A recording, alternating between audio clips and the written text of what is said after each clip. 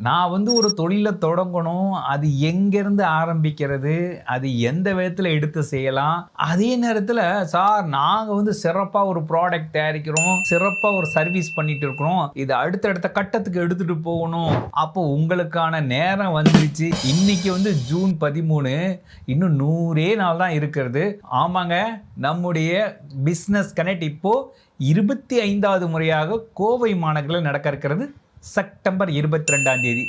இந்த நிகழ்வுல நீங்க கலந்துக்கிறப்போ, நீங்க செய்யணும் அப்படின்னு நினைக்கக்கூடிய பிசினஸ் என்னன்றது உங்களுக்கு ஒரு நாலேட்ஜ் கிடைக்கும்.